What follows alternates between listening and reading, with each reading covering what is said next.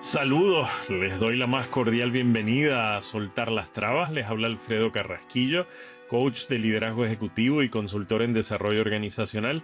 Y hoy particularmente quiero darles la bienvenida a un nuevo episodio de la serie Caminos a Ítaca, donde tengo el privilegio de invitar a gente a la que respeto, a la que admiro, y tener la posibilidad de conversar sobre su camino a Ítaca, sobre la ruta que han seguido hasta ahora y qué cosas han sido aprendizajes y lecciones importantes en ese camino que conviene compartir con ustedes.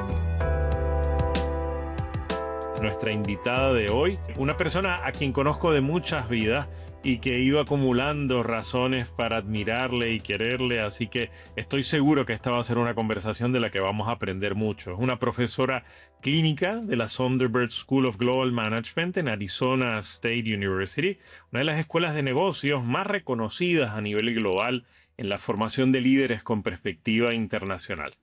Nuestra invitada es una profesional que se mueve con naturalidad entre la academia, el mundo empresarial y el desarrollo económico. Con más de 2 décadas de experiencia, ha diseñado y liderado iniciativas de emprendimiento en América Latina, Estados Unidos y el Caribe, impactando a cientos de empresas y fortaleciendo ecosistemas emprendedores en múltiples países. Su trabajo ha estado enfocado en una pregunta clave para nuestro tiempo: ¿cómo se construyen ecosistemas que realmente permitan que el emprendimiento prospere? Desde aceleradoras hasta programas de mentoría de alto impacto, ha impulsado iniciativas que conectan talento, capital y oportunidades a escala regional y global. Antes de su rol en Thunderbird, tuvo un papel fundamental en el desarrollo del ecosistema emprendedor de Puerto Rico con el que todavía colabora, incluyendo la creación de uno de los primeros aceleradores de negocio en la isla y el impulso de iniciativas que hoy son referencia en ese espacio. En el ámbito académico, combina la docencia con la práctica. Enseña emprendimiento global, trabaja con estudiantes en proyectos reales, con empresas multinacionales y trabaja en programas internacionales de formación de líderes. Su investigación se centra en cómo aprenden los emprendedores dentro de ecosistemas complejos, un tema que aborda desde su formación doctoral en el prestigioso Instituto de Empresa en Madrid, aportando una mirada profunda sobre lo que realmente hace que los emprendimientos crezcan y se sostengan en el tiempo. Y quizás lo más interesante, nuestra invitada no solo estudia el emprendimiento, lo ha construido desde dentro, acompañando a fundadores, diseñando plataformas y conectando talento con oportunidades a escala global. Es un inmenso privilegio contar en Soltar las Trabas y en Caminos a Ítaca con la doctora Eva Vázquez Ortiz. Bienvenida, Eva. El privilegio es mío y quiero empezar diciendo que la admiración es mutua.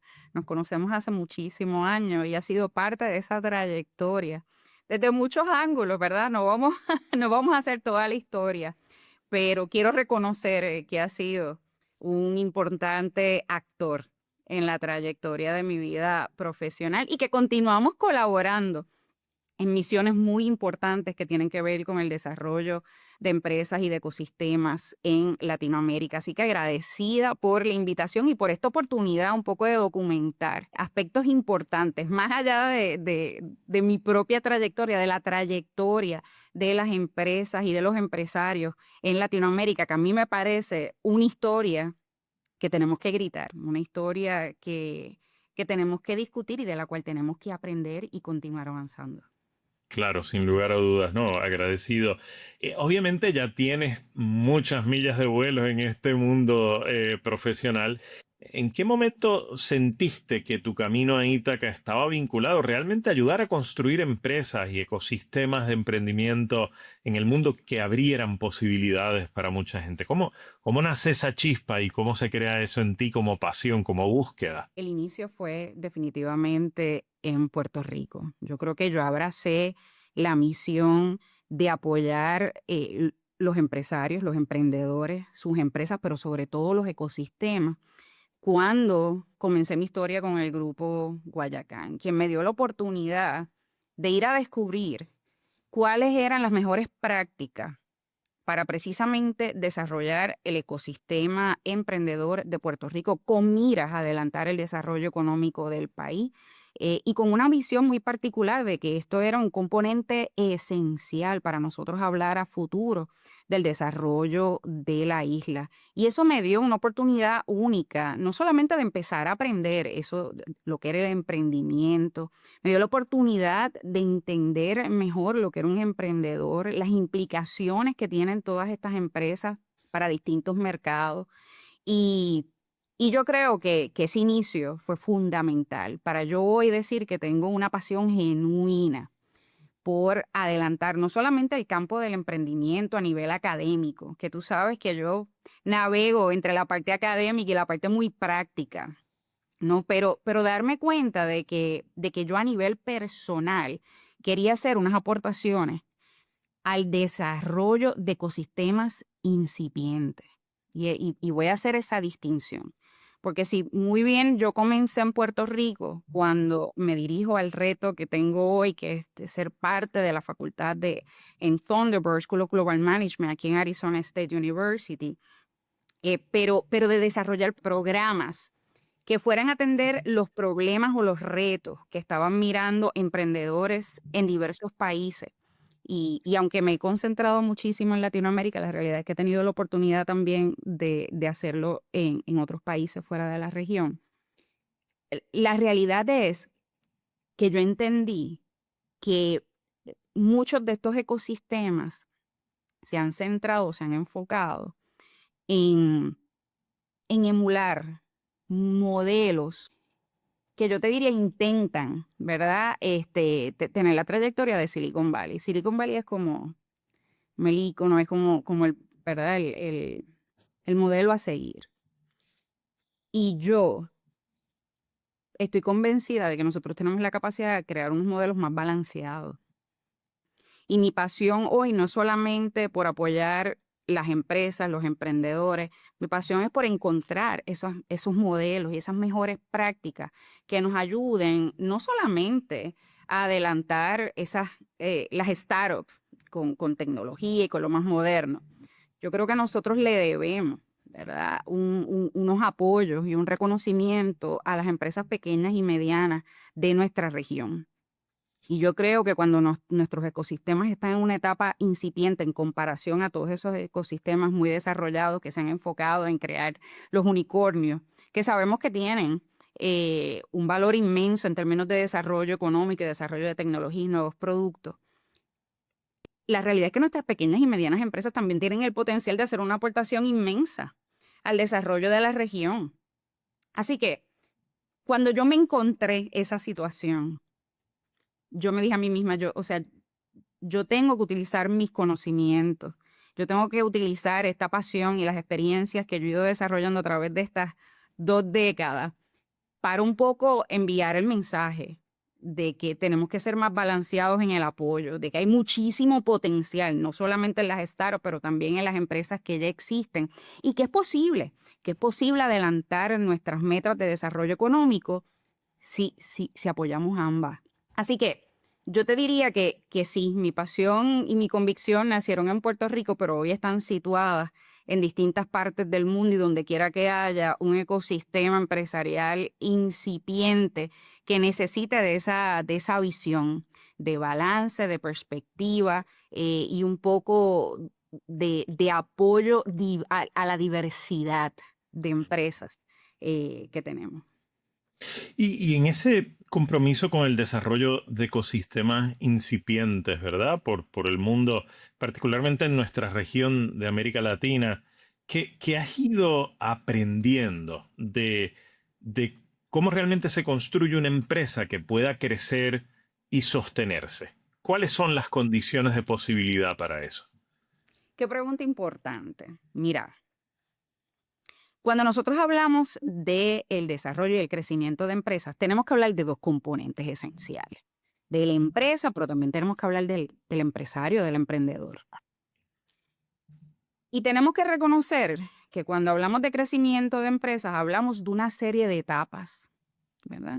Y cada empresa tiene sus propias dificultades, pero nosotros tenemos que reconocer que en cada etapa de crecimiento, las empresas enfrentan unos retos muy particulares y que a su vez el emprendedor, para poder ayudar a desarrollar la empresa o a esa empresa pasar de una etapa a la próxima, necesita crecer y adelantar destrezas que le permitan no solamente hacer la mejor de las estrategias, pero también desarrollar y atraer el equipo de trabajo que le va a permitir llevar la empresa del punto A al punto B.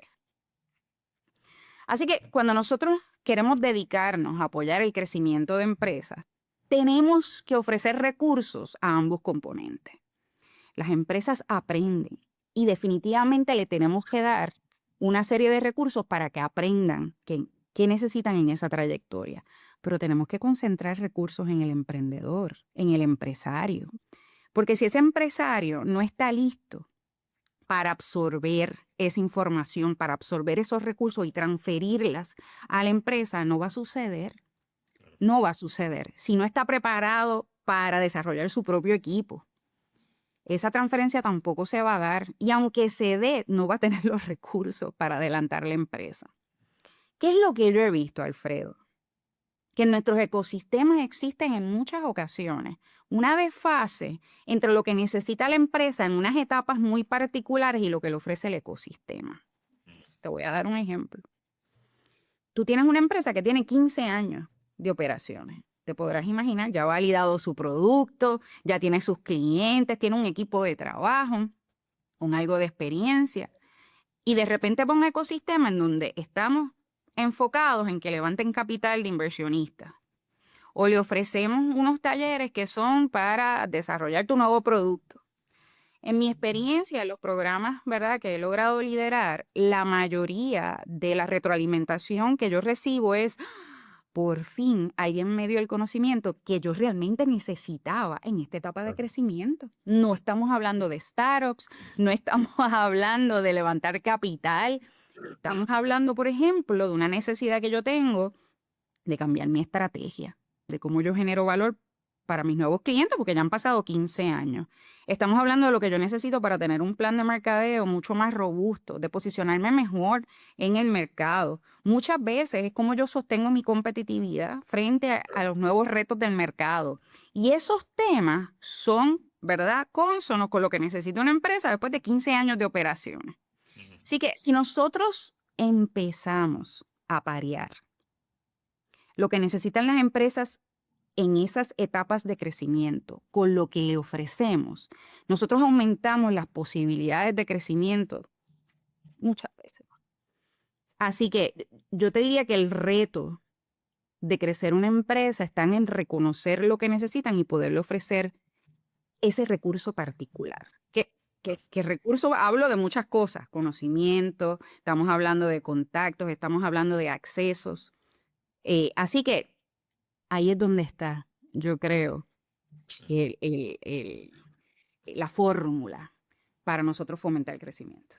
No, y me encanta que estés justamente atendiendo el cerrar esa brecha, porque por muchos años uno veía que había muchos apoyos en las etapas iniciales, pero después un poco los dejábamos desprotegidos, ¿no? Entonces el que pongas el énfasis en trabajar con estas empresas más maduras, ¿no? Ver dónde es que están las oportunidades ahí, buscar crear las condiciones para atenderlas, me parece importantísimo y me parece valioso también que plantees no solamente la mirada a la empresa, al emprendimiento, sino al emprendedor, ¿no? Al fundador o a la fundadora de estas iniciativas, que me lleva a la próxima pregunta justamente, y es que has estado trabajando también con cómo estas empresas más maduras pueden empezar a operar de forma transnacional, ¿verdad? Es decir, acceder a otros mercados. Y me interesa mucho saber qué cambia o qué tiene que cambiar en el liderazgo cuando una empresa deja de pensarse como la que opera en este mercado únicamente y trasciende ese mercado local y empieza a pensar en la región, ¿no? ¿Cuál es el cambio de mentalidad, de perspectiva? ¿Cómo ese líder o esa líder que fundó este proyecto tiene que crecerse para viabilizar ese nuevo paso? Y yo tengo que decirte que lo cambia todo, cambia todo. El juego cambia por completo. Y reconocer eso es el primer paso, ¿no? Y entonces nos podemos referir incluso a los mismos dos componentes, la empresa y el empresario. Vamos a hablar de la primera barrera, que es la barrera que yo he visto más común entre las empresas, que reconocen que hay una oportunidad fuera del ámbito local, pero no necesariamente la persiguen. Y la mayoría de las veces es miedo a la complejidad de cruzar esa frontera. Una vez nosotros dejamos el miedo atrás y nos proponemos, obviamente, buscar esas oportunidades, ¿qué cambia? Que tenemos que dejar atrás esta idea de que el crecimiento es orgánico. El crecimiento tiene que ser intencional y tiene que ser planificado. Claro. ¿Por qué? Porque distinto a lo que pueden pensar mucho, la oportunidad no necesariamente está en la puerta de al lado. Esta idea de que es el país vecino, el país más cercano, la frontera más cercana. ¿Verdad? Y me he topado con esta situación en programas donde la frontera nos queda a media hora. Pero ¿sabes qué? No necesariamente es el mercado más oportuno para tu producto o servicio. O la empresa a lo mejor no tiene los elementos para navegar la logística que requiere el que tú ingreses a ese mercado. Eso no quiere decir que tienes que claudicar. No, lo que quiere decir es que tenemos que ir a buscar la oportunidad. Y voy a hacer énfasis en eso porque hoy en día, cuando se estudia el desarrollo de empresas, digamos, más pequeñas, en términos de crecimiento internacional, nos hemos dado cuenta de que la teoría que una vez aplicó a las grandes corporaciones que iban poco a poco conquistando el mundo, no es la misma teoría que aplica a estas empresas. Porque hoy en día, mira, la tecnología, las nuevas oportunidades en términos de transportación, los medios de comunicación y otra serie de plataformas, eso sin contar la parte económica de los tratados comerciales y todo lo demás que ha ido en aumento, hacen que las oportunidades de las empresas estén en lugares muy distintos a los que son similares a su mercado. Y cuando eso es así, ¿qué tiene que cambiar? Lo primero que tiene que cambiar es el equipo de trabajo de la empresa. No es que vamos a tener un equipo completamente nuevo, pero nosotros tenemos que empezar a mirar cómo traemos un recurso que tenga peritaje en movernos a nivel internacional. Eso ya de por sí aumenta las posibilidades de éxito, porque necesitamos una estrategia distinta, porque necesitamos no solamente seleccionar el mercado, que necesitamos saber cómo entramos al mercado. ¿Cuál es mi cliente? ¿Cuáles son las implicaciones para mi producto? ¿Cuáles son las implicaciones para mi logística? ¿Cuánto capital necesito? ¿Y qué barreras pueden haber dentro de ese mercado que yo tengo que planificar? ¿Verdad? Así que traer una persona al equipo que me pueda ayudar a ser no solamente estratégico, sino a tomar decisiones informadas, se hace crucial.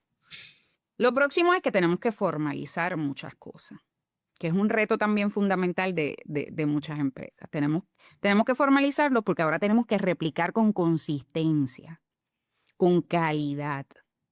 Ya dije que tenemos que ser intencionales, pero cuando nosotros vamos a replicar mi historia de éxito en un mercado local, en otro mercado, yo tengo que entender bien cómo fue que yo logré ese éxito. Yo tengo que saber bien mi fórmula antes de replicarla, porque sin duda es posible, ¿verdad? Que yo tenga que dar unos retoques, algunas, ¿verdad?, de esas tácticas que yo hice, porque no me van a funcionar necesariamente en el próximo mercado. Pero si yo no conozco mi fórmula, es bien difícil reconocer dónde es que vas a hacer esos cambios, ¿verdad?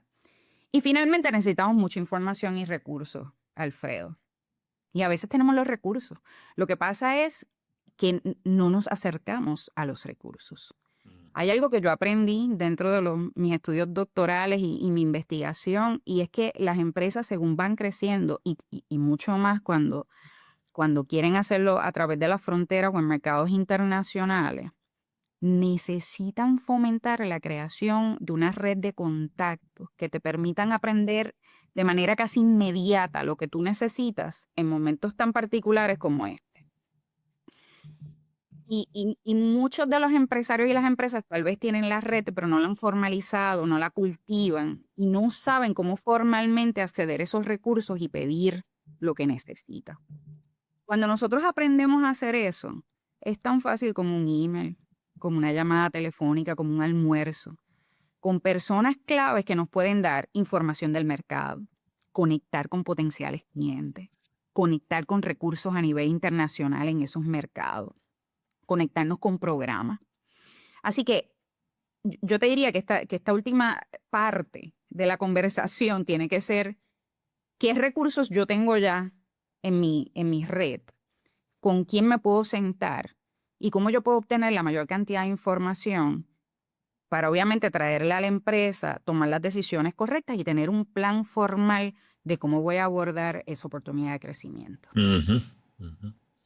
Obviamente, vinculado a todos los líos políticos y los cambios y la inestabilidad en los países de nuestra región, pues nuestras economías siempre enfrentan desafíos de volatilidad, de incertidumbre, subidas y bajadas. Y yo creo que eso a veces nos lleva a devaluar los ecosistemas de emprendimiento y las clases empresariales de nuestra región, cuando en rigor ocurren cosas estupendas, ¿verdad? Y hay historias verdaderamente admirables. Acabas de regresar hace apenas unas semanas de un periplo que te llevó por casi toda América Latina y me encantaría saber desde la perspectiva de trabajar con tantas emprendedoras y tantos emprendedores, ¿qué fortalezas ves en ese talento que lidera nuevos emprendimientos que tal vez no se reconocen lo suficiente? Qué bueno que me des la oportunidad de hablar de. Hay muchas cosas, muchas fortalezas que nosotros deberíamos, ¿verdad? No solamente reconocer, sino celebrar. Pero yo voy a enfatizar en algunas que son las más comunes que yo me he encontrado a través de más de una decena de países. Y Latinoamérica es muy rica en emprendimiento. Pero a mí me ha llamado muchísimo la atención el compromiso genuino que tienen las empresas en Latinoamérica y los emprendedores y emprendedoras con el impacto social, Alfredo. Y eso no quiere decir que la gran mayoría persiga un modelo de negocio, ¿verdad? Sin ánimos de lucro. No. Es que acompaña muy bien, ¿verdad? Un modelo de negocio, eh, yo- ¿verdad? Rentable, sostenible económicamente, con una ambición de realmente cambiar de manera positiva sus ecosistemas, sus comunidades, el país. Es como algo muy intrínseco que surge de todos estos emprendedores y tienen un compromiso, pero real.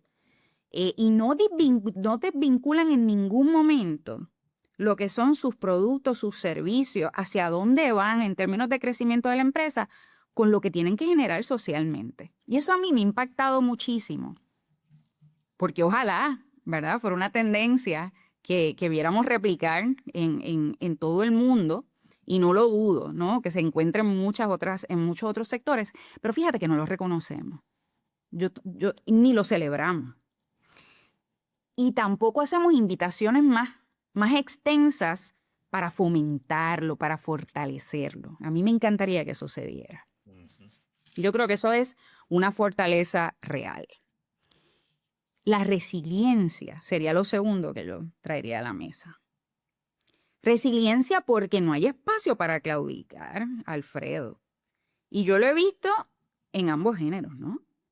Emprendedoras y emprendedores. No hay espacio para claudicar. Es que esto no es opcional. Nos podemos caer, nos caemos con elegancia, pero nos levantamos, aprendemos y continuamos. Y continuamos con la misma misión. Aprendemos y sí hacemos los ajustes. Reconocemos porque cada vez que yo tengo una conversación con emprendedores y emprendedoras, reconocen rápidamente dónde están las barreras, cuáles han sido sus dificultades. O sea que esto no es falta de conocimiento. Han aprendido en el camino muchísimo, lo aplican, pero no hay razones para yo rendirme, aunque tenga que cambiar algo de mi fórmula. Y yo creo que eso tiene un valor, primero que es una característica fundamental para el emprendimiento, pero no es muy fácil desarrollarla. y cuesta mucho practicarla, Alfredo, cuesta mucho. Así que es algo que también tenemos que reconocer. Lo tercero, a mí me gustaría un poco hablar de la pasión que existe por la creación de valor con mi producto y servicio. Hay una convicción real de todos estos emprendedores de que yo lo puedo hacer mejor, de que yo tengo algo que hace falta, de que yo voy a sobrepasar las expectativas del mercado, de que esto tiene un valor inmenso para el país, para la región. Y yo creo que eso es una convicción importante y que tampoco reconocemos, ¿verdad? Así que hay muchísimo potencial en la región. Hay muchísimas fortalezas. Algunas las reconocemos y otras tal vez no las celebramos tanto como quisieran. Pero yo creo que hay mucha valentía, hay mucho coraje, hay mucho compromiso. Compromiso no solamente personal con las metas que tiene cada uno, hay un compromiso real con sus países.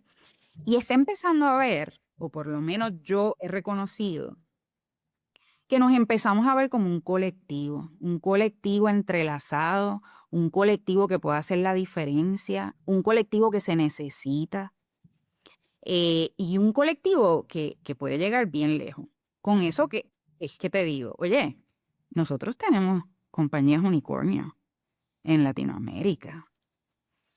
Nosotros tenemos empresas con productos y servicios que son únicos en el mundo. Así que tal vez un poco el colectivo lo que le hace falta es celebrarse un poquito más, reconocerse, encontrarse y saber que las fortalezas son más que las debilidades o que las oportunidades de crecimiento y que esa misma resiliencia y esa misma pasión son la llave para el futuro. Claro. Y ya están. Sin duda. Hablabas del miedo a la complejidad, de la necesidad de formalización, de reconocer que lo que nos trajo hasta aquí no nos va a llevar hasta allá, que necesitamos para crecer otro talento de cara a las nuevas etapas. Hablabas del acceso a recursos en la red, ¿verdad? El reconocimiento de ese colectivo que está ahí para apoyarnos. Además de esas cosas, ¿qué otras trabas, qué otros obstáculos tú crees que son tropiezos frecuentes que tal vez obstaculizan, detienen, complican el proceso de escalar o internacionalizarse para las empresas de nuestra región? Trabas. Hablamos obviamente del miedo. Yo te diría que una vez sobrepasamos el miedo, tenemos que ir no solamente a la formalización de proceso y a la formalización de la empresa como tal, tenemos que dar un paso a la planificación. Hay un escollo común que he visto en muchas de las empresas y es que no se toman el tiempo de reconocer esa fortaleza y de sentarse a planificar qué viene luego. ¿A dónde quiero llegar? Un poco renovar ese entusiasmo de cuando empezamos la empresa y reconocer el potencial, pero sentarnos a ver qué vamos a hacer con ese potencial. Cómo yo entrelazo el potencial con los recursos que tengo y los recursos que me ofrece el ecosistema. Así que eso yo lo veo como un reto y es un reto que se soluciona muy fácil. Hay maneras un poco de invitar y de exhortar a los emprendedores a hacer ese ejercicio, pero requiere la voluntad del empresario y requiere los espacios para que puedan hacerlo de una manera guiada, de una manera informada y tienen que tener acceso a mucha información. Así que yo te diría que eso es un reto bien importante que incluye, ¿verdad?, las implicaciones para la empresa, pero también incluye lo que ofrece o lo que debe ofrecer el ecosistema. Una próxima traba es un poco la diversidad de recursos y el acceso. Hemos escuchado en muchos programas y si entrevistamos a 10 empresarios o empresarias, te van a decir que el dinero, el acceso al dinero es un reto. Pero yo voy a contradecir eso un poquito. Yo voy a contradecir eso un poquito. Porque hemos descubierto, después de impactar cientos de empresas, eh, que los retos muchas veces están más centrados en la parte gerencial y en la falta de conocimientos. Y que si les ofrecemos el acceso a los recursos financieros, sin antes ofrecerle acceso a los conocimientos y a los recursos que necesitan, pudiera que el dinero no sea tan efectivo como nosotros queremos y como ellos creen que va a ser ese recurso financiero.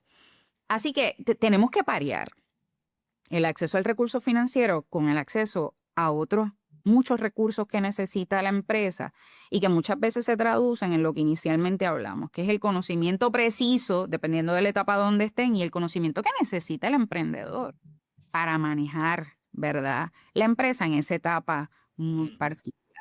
Finalmente, tú tienes toda razón. Hay unas trabas muy particulares que no solamente están en la región de Latinoamérica, esto yo lo he visto alrededor del mundo, y es el ecosistema externo donde nos paramos. La burocracia, yo te diría que los procesos ineficientes que impactan la empresa, el poco acceso a programas, a recursos particulares, la inestabilidad política, la inestabilidad económica. Y hoy en día no tiene que ser la inestabilidad del país. Tenemos inestabilidad a nivel global. Y entonces ahí se hace todavía más importante, Alfredo, el acceso a la información y el acceso a recursos que preparen al emprendedor para navegar esas inconsistencias, porque van a existir hoy, mañana, pasado, no importa dónde. O sea, si hay algo que nosotros hemos aprendido en las pasadas décadas, es que estamos interconectados y que lo que pasa al otro lado del mundo se refleja de una manera u otra en lo que yo estoy viviendo. Así que llega un punto en que la resiliencia no es suficiente, porque la resiliencia, claro, nos permite un poco enfrentar el asunto, pero muchas veces ese asunto hay que enfrentarlo, además de con resiliencia, con información y recursos, pero muy particulares, o sea, muy ajustados a lo que necesita mi empresa, el mercado donde yo estoy, a la industria. Y un poco reconocer que esos conocimientos y esos recursos no necesariamente los vamos a encontrar en las instituciones que tenemos hoy. Y ahí es donde yo insisto en que tenemos que enseñarle al emprendedor a navegar él mismo y a crear una red de contacto, un poco parecido a decir una comunidad de aprendizaje. Lo podemos comparar con eso, ¿no? O sea, si yo tengo, según yo voy creciendo, una red de contacto seria ¿verdad? Que yo formalmente nutro y le informo y lo mantengo cercano a la empresa.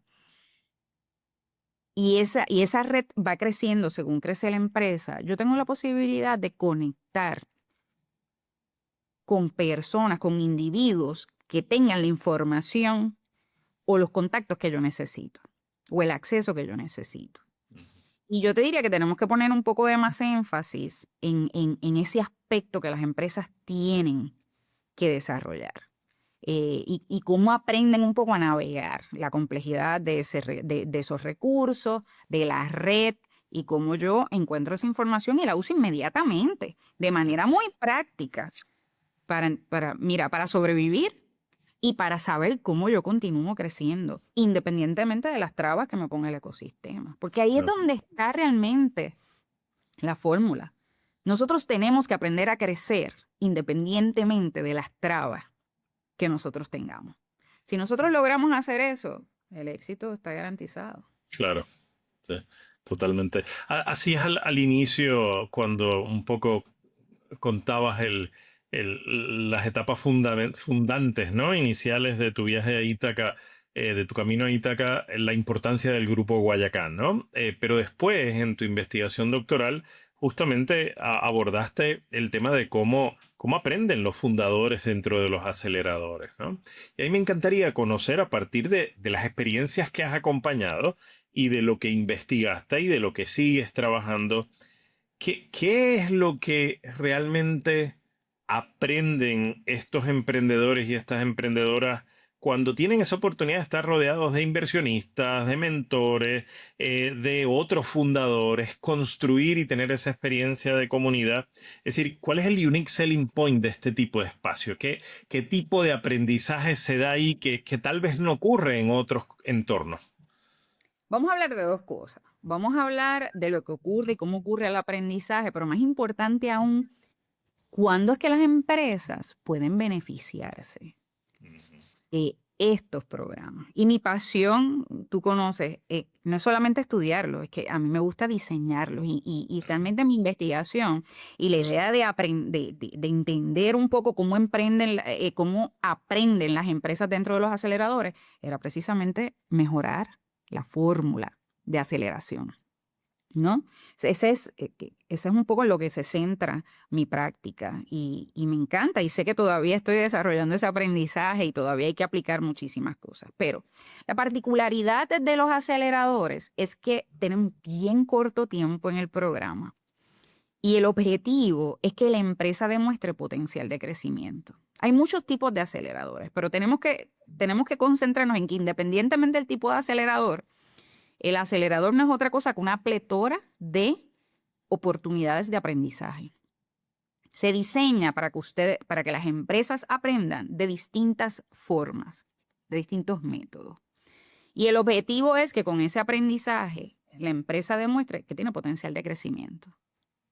Cualquiera que sea el objetivo del acelerador, levantar capital, desarrollar un producto, comercializarlo, puede ser, tenemos distintos objetivos. Pero al final del día hay que demostrar crecimiento y potencial. Ahora bien, ¿cómo se aprende dentro de un acelerador?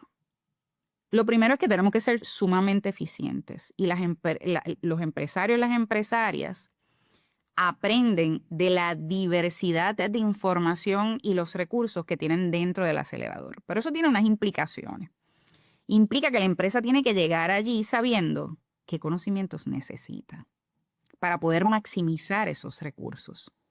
Es decir, si la empresa llega al acelerador y ni siquiera sabe en qué etapa está y qué necesita y cuáles son sus retos, se tarda muchísimo más en llegar al punto de poder maximizar el conocimiento e integrarlo al crecimiento de la empresa.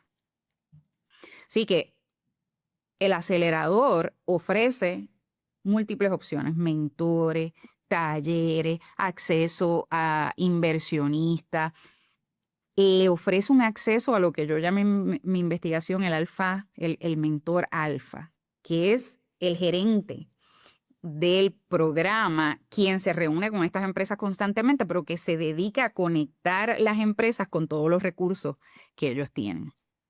Ahora bien, si la empresa no está lista para absorber ese conocimiento y aplicarlo inmediatamente en un ambiente de 3 a 6 meses, va a perder la oportunidad. Así que esa es una de las maneras en las que las empresas maximizan y se aprende dentro del acelerador. 2. La otra forma en la que las empresas aprenden es encontrando patrones dentro de esa información, porque con esos patrones validan sus hipótesis, las decisiones que han tomado. ¿A qué yo me refiero? Si el acelerador expone a esta empresa a 16 recursos con distintas pericias, llamémosle mentores, pero pudieran ser también inversionistas, y de esas 16 personas con las que se reunieron, hay 10 que están de acuerdo con la estrategia, que han hablado de que la empresa, ¿verdad? Tiene unos elementos que impulsan su éxito, que ha tomado unas decisiones muy certeras, pues ese patrón ya inmediatamente beneficia a la empresa porque se siente mucho más segura. Ese patrón realmente fue el que va ido. El que yo, por lo menos en esta área del negocio, yo voy por buen camino. Es la segunda forma en la que aprendemos. Y la tercera, los aceleradores son el lugar perfecto para empezar a desarrollar la red de contactos de la que hemos hablado desde un principio. Y yo creo que esa debería ser una de las misiones más importantes de una empresa que ingresa a un acelerador. No es solamente la información que tú tienes en el momento, en esos 3 meses, 6 meses. Fíjate que 3 meses no es nada. Y realmente, aunque el crecimiento y el progreso de la empresa pudiera ser muchísimo en esos 3 meses a 6 meses, lo más importante que tú te llevas como activo es el conocimiento que vas a continuar generando de esa red de contacto. ¿Verdad? En el mejor de los casos te mantienes conectado al acelerador mucho después de terminar, pero en la medida en que tú te puedas quedar con esos mentores, el acceso a los inversionistas, el acceso a cualquier otro recurso que te haya dado el acelerador y trabajarlos de una manera consona, de una manera práctica, de una manera, yo le llamo una manera oportunista desde el punto de vista de negocio, donde puedas ir a ese recurso cuando tú lo necesitas y que ese recurso te dé exactamente la información que tú requieres. Esa es la mejor manera de aprender un acelerador. Súper, buenísimo. Hablabas de la pasión por el diseño de estas experiencias y has sido responsable del diseño y de encaminar numerosas iniciativas, particularmente para emprendedoras, para el trabajo con emprendedoras a través de básicamente todos los países de nuestra región de América Latina, y sé que también has ido a otras zonas del mundo a trabajar con este segmento femenino, ¿no? Y me encantaría escuchar a partir de todas esas experiencias que sigues encontrando como barreras para ese liderazgo femenino en el mundo empresarial, y al mismo tiempo qué fortalezas les permiten navegar a pesar de esos obstáculos que tal vez los nenes no tenemos, ¿no? Y que son muy particulares de ese liderazgo femenino en los ecosistemas de emprendedoras. Yo tengo que empezar con las fortalezas, Alfredo, porque yo soy una fanática de las mujeres emprendedoras. Qué fuerza transformadora. Qué increíble lo que hacen estas mujeres. Si hablamos de resiliencia, hablamos de una resiliencia sin precedentes, convencidas de que van a cambiar el mundo, convencidas de que sus familias necesitan del impacto que generan sus empresas a nivel económico, a nivel social, comprometidas seriamente con el desarrollo de otras mujeres empresarias. Qué maravilloso. Eso es lo que yo me he encontrado y hay muchas otras fortalezas. Pero hay un área de oportunidad que se hace densa, Alfredo, y que la tengo que comentar porque se repite y se repite y se repite y no hablamos de ella. La dejamos fuera de todos los programas. Y cuando tenemos la oportunidad finalmente de tomarla, te das cuenta que esto es un tema común en la mayoría de sus experiencias. Y es que somos muy tímidas a la hora de reconocernos como líderes detrás de nuestros propios emprendimientos. Tú comienzas las conversaciones y te dicen, yo tengo una empresa, pero se niegan a decir, yo soy la CEO, yo soy la presidenta, no se ponen un título de autoridad. Primero porque les da miedo. Más allá de todo les da miedo. Y segundo, le da hasta sentido de culpa. El abrazar ese rol dentro de la serie inmensa de roles que tienen como madres, como esposas, cuidadoras, hijas, todo lo demás. Y yo siempre les hago una invitación. Si hay algo que a mí me encanta hacer en los programas, hacerle una invitación. No, pero si usted va a empezar a conversar, lo primero que va a decir es su posición. Usted es la fundadora, CEO, presidenta, usted sea creativa, pero usted se presenta como lo que es. Y se presenta con la convicción que requiere. Porque usted ha logrado cosas inmensas. Es que abrir una empresa es difícil, pero sostenerla y crecerla es 10 veces más difícil. Y usted llega a mis programas con 5, 10 años de operaciones, siendo, rentable, con una serie de clientes felices con su producto o servicio, y usted todavía no se atreve a decir que es la CEO, ¿verdad? La presidenta de la empresa. Así que yo te diría que esa es la primera barrera. La segunda, Alfredo, es el sentido de culpabilidad. Yo no sé, nosotros tenemos que trabajar con el sentido de culpa que le da a las empresarias de crecer y tener éxito. Porque en muchas ocasiones lo ven como una barrera a cumplir con otros roles que les son importantísimos y que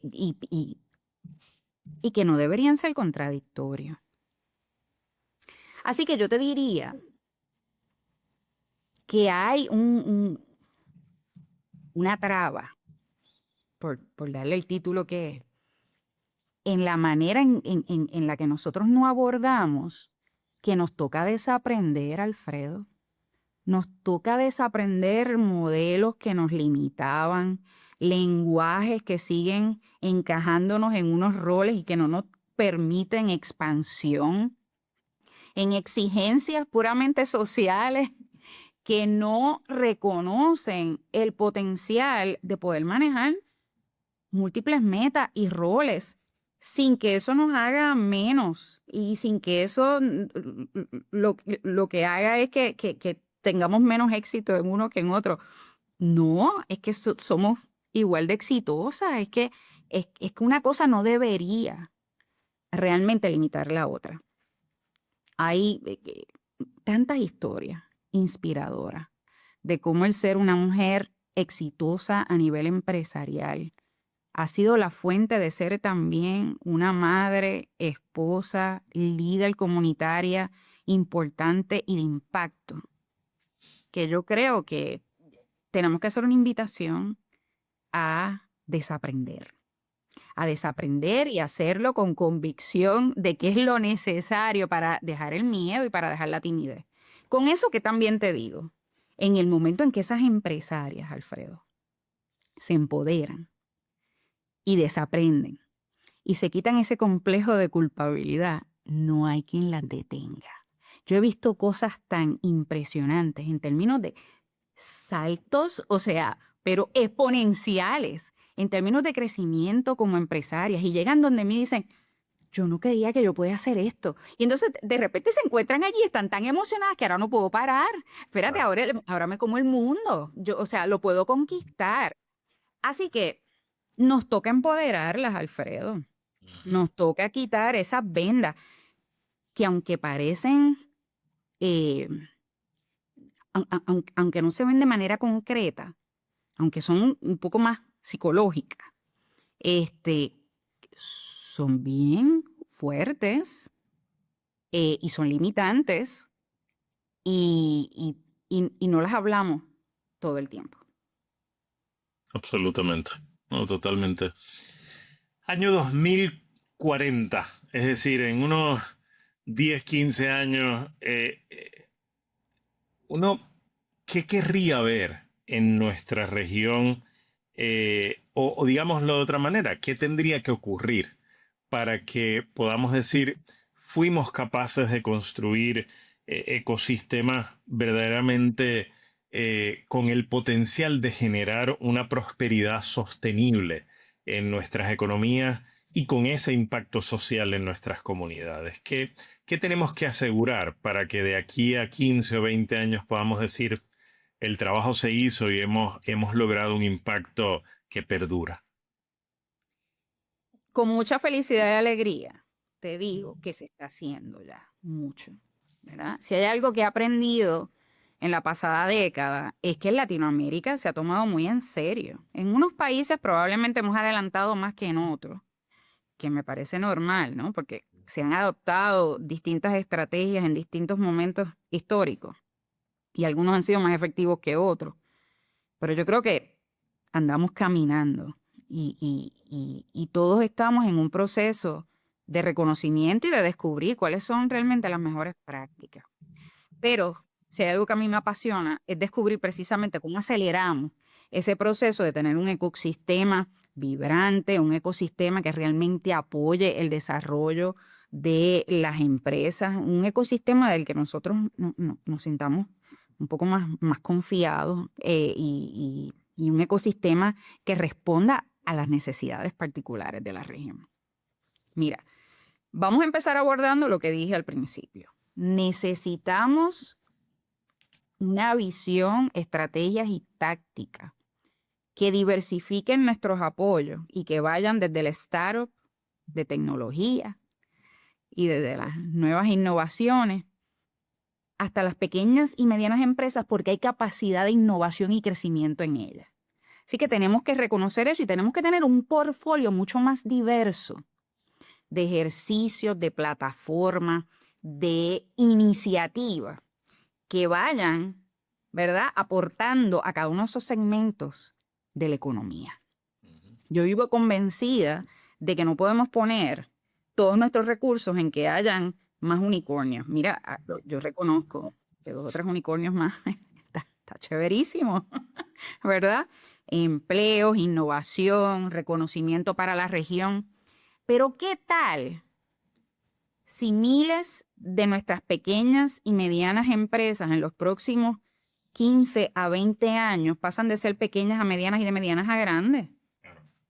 ¿Qué tal si los productos que ya tienen y los recursos que ya han ido creando en las pasadas décadas se convierten realmente en fuente de innovación mucho más radical? Y yo lo he visto, el potencial está.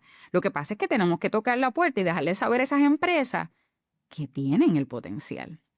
Porque muchas ni siquiera saben cómo dar el salto. No es que no quieran, no es que no puedan, es que no saben cómo dar el salto. Así que yo creo que para empezar, si nosotros logramos tener un conjunto diverso de apoyo que vayan dirigidos a los distintos segmentos, ¿verdad? Y a los distintos tipos de empresas que nosotros tenemos en la región, vamos a haber construido un ecosistema más justo, más próspero y más diverso en cualquier portfolio de inversión, Alfredo. La diversidad que tú tengas en tus activos es importante y no podemos poner todos los huevos en una sola canasta. Así que para empezar eso, yo creo que nosotros tenemos que fomentar más cohesión en los ecosistemas, Alfredo. Cuando yo empecé a trabajar en este campo del emprendimiento y empecé a trabajar con el ecosistema, existía un poco como el mito de que los ecosistemas tú le pones una semillita y lo que tienes es que echarle agua y crece. Y la matita crece y da fruto y todo lo demás. No. Si hay algo que nosotros tenemos que entender es que si hay ciertas cosas que orgánicamente van funcionando, la realidad es que tiene que haber un catalítico, Alfredo. Tienen que haber organizaciones que se dediquen a estudiar y aprender el ecosistema, a organizarlos y a facilitar. Tiene que haber una organización u organizaciones que se dediquen a entender dónde están parados nuestros emprendedores y cuáles son las etapas por donde los vamos a llevar y qué recursos necesitan en cada una de esas etapas. Porque no podemos darle todos los recursos al principio y soltarles la mano y pensar que esas empresas orgánicamente van a llegar al final de donde queremos verlas. Es que los tenemos que acompañar en toda la trayectoria porque van a necesitar cosas diversas.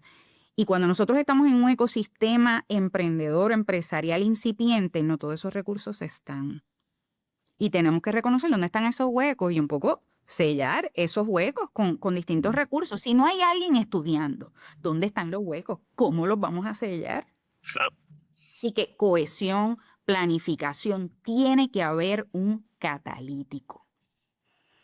Lo próximo que a mí me encantaría ver, siendo una apasionada de la academia y sabiendo el impacto que tiene la investigación y el desarrollo que se dan en nuestras universidades, tenemos que hacer un mejor esfuerzo por comercializar los descubrimientos y la investigación que hacen nuestros profesores y hacen nuestros estudiantes universitarios, que hay mucho potencial hay en nuestras universidades.